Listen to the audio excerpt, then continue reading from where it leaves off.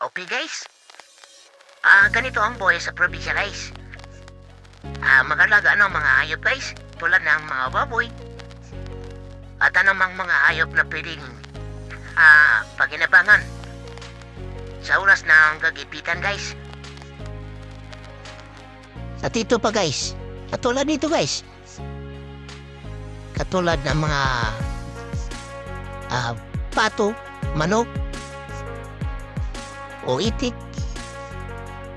At ano pa mga hayop na pwede mo mapaginabangan sa oras ng pangangailangan.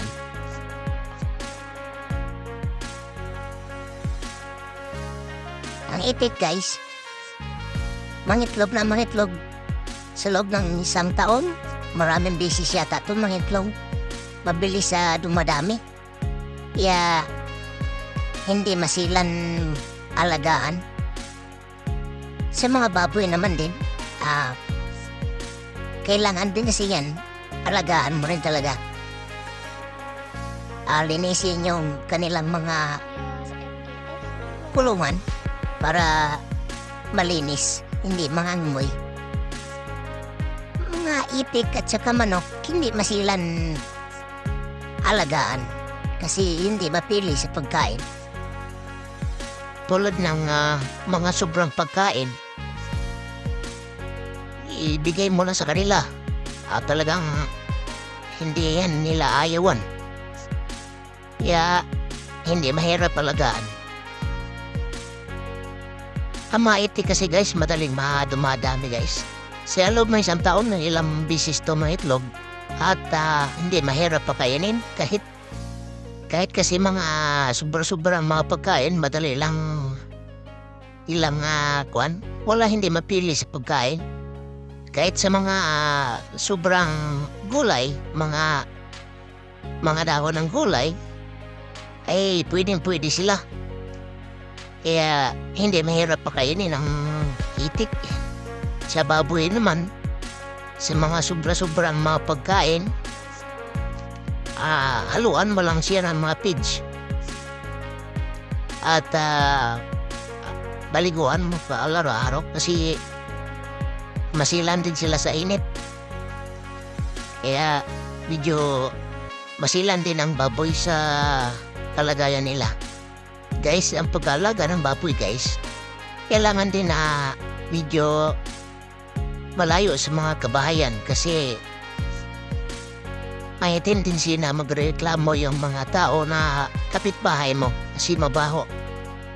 So, kailangan din na araw-araw mo rin linisin yung kanila mo. O, di ba guys? Napalibutan ng mga punong kahoy ang paligid mo. Kaya lang, linisin mo rin. Baka may mga ahas na nakatira. Guys, tinan yung papaya guys, oh.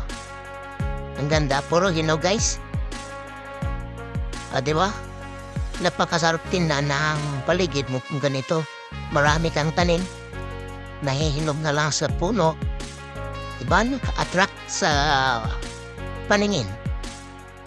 Yung paligid mo ay maraming tanim. O diba guys? Ang cute na mga sisiyo ng pato guys, oh. Ang dami nila, no? Nagsama-sama sila. At ito pa guys, papaya guys, oh. Kulay orange na. Sadya siguro ganito ang kulay ng bunga ng papaya na to. Ito pa, rambutan guys. O diba? Di pa lang hinog guys. Mga bubot pa lang guys. Kaya siguro mga isang buwan pa bag maharvest mong pa ito. Kulay green pa lang guys eh. Ang ganda sa probinsya guys, diba? Makikita mo ganito na palibutan ng mga tanim na prutas. Di ba guys? Maliwala sa paningin mo kung ganito ang sitwasyon.